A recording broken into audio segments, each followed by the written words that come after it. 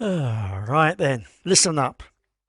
Why did I trade in my damp, miserable, semi-detached in Dorset for a concrete oven in the middle of a rice paddy?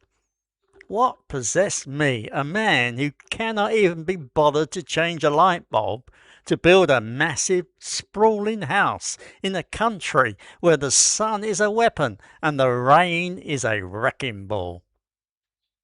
The answer, my friends, is a dangerous cocktail of cheap beer, a midlife crisis, and a bloody estate agent with a silver tongue. Welcome to Thailand, where the dream of a perfect retirement is just a cleverly disguised four-story money pit. Let us rewind the tape. Picture this: a gleaming white villa practically glowing in the relentless Isaan sun, big windows, a fancy Western style kitchen, and a garden that was more a statement of intent than a patch of dirt. It was our forever home, the place where we would gracefully age, sipping gin and tonics while watching the sunset. The air was filled with the sweet scent of jasmine and the sound of our neighbours' roosters. It was paradise. Now, come back with me, if you will, to the present. This is not a house. It is a crumbling monument to my own naivety. The brilliant white paint has turned a dusty, sticky yellow, or rather it has not, because half of it has just fallen off in great sad flakes, revealing the grey pock-marked concrete underneath like a balding man's head. The rendered walls have started to look less like an architectural feature and more like the crumbling cliffs of Dover. We thought we were being clever. We brought the West to the East. We did not want a flimsy wooden shack on stilts. We wanted a proper house.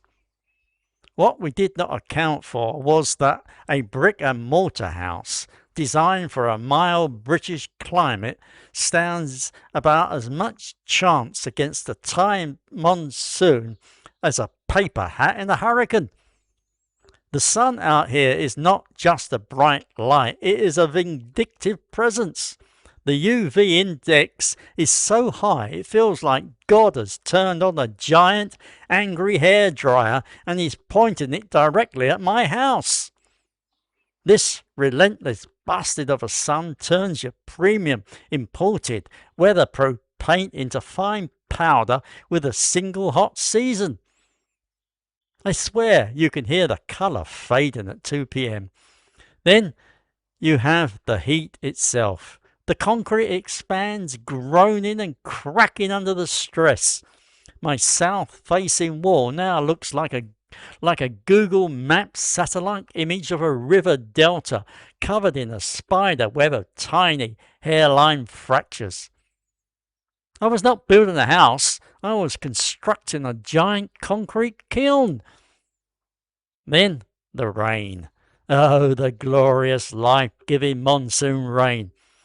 Do not get me wrong, the farmers love it. I, on the other hand, look at the sky with the same expression a sailor must have seen on the face of the Kraken. When the rain comes here in 2026, it does not just fall, it attacks. It hammers the roof with the force of 1,000 pissed-off gods. Besides, those pretty hairline cracks from the sun, they become high-speed water slides, funneling the entire downpour directly into my walls.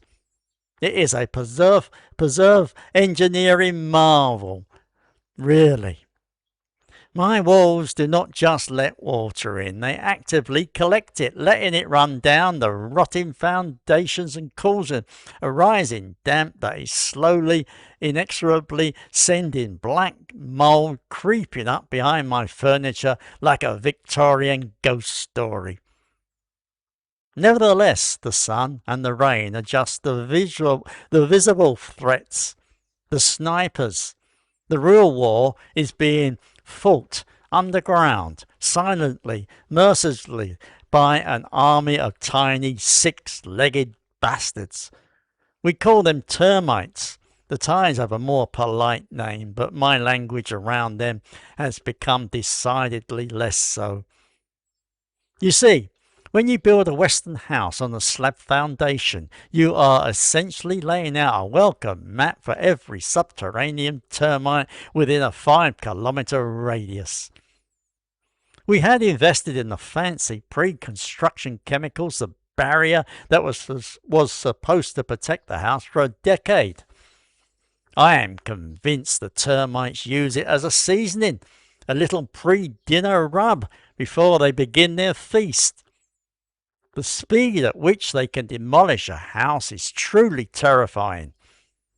I remember the day I tapped my teak wood door frame and my knuckles just went straight through it.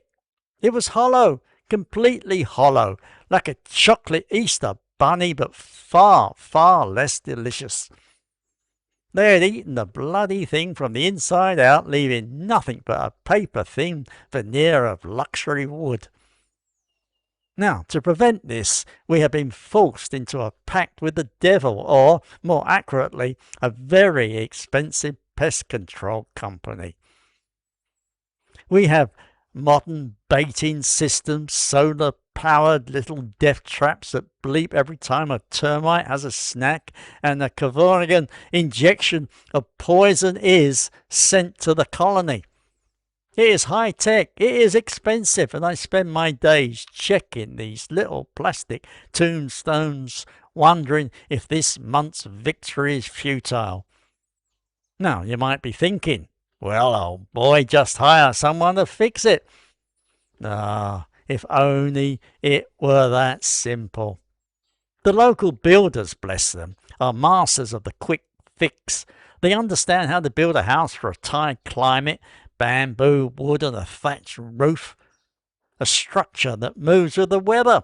However, when I show them a crumbling cement render and explain that we need a modern, flexible, waterproof membrane, they look at me as if I have just asked them to build a spaceship. The solution to any wall problem is what I call the cement smear.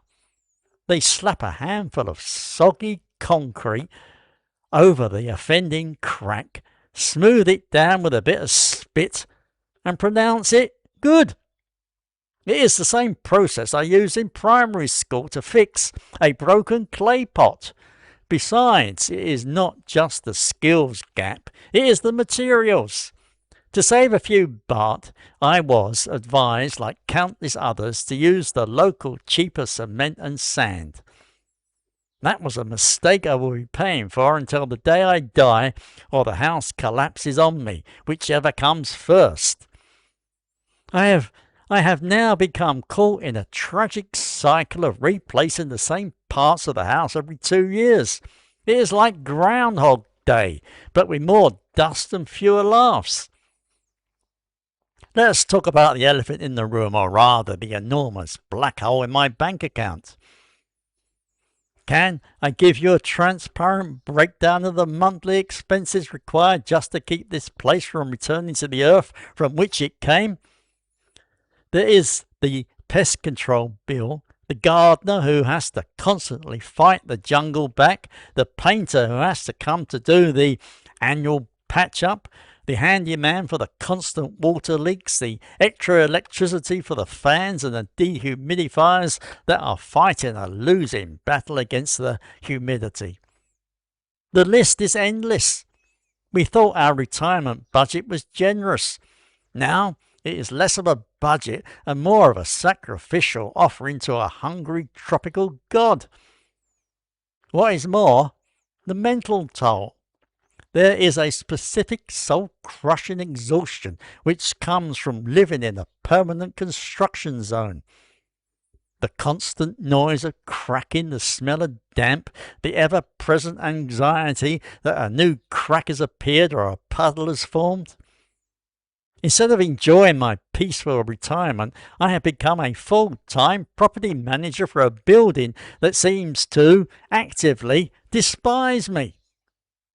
There I am, every other weekend covered in sweat and cement, attempting a DIY repair that I am spectacularly ill-equipped to perform. Meanwhile, my Thai neighbours sit in the shade of their simple, beautiful, proper Thai houses, sipping tea and watching the Farang lose his mind. I can almost hear them now, muttering to each other. See, that is what happens when you try to fight the sun. So here I am, trapped in a crumbling paradise. Besides, I feel I have a duty to warn you.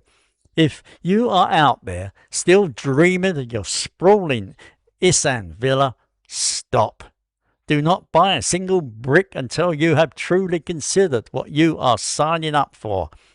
The initial build might seem cheap, but the maintenance is a monster that will eat your savings and chew up your spirit. Ask yourself this. Do you want to spend your retirement as a man of leisure or as a glorified maintenance man in a tropical hell?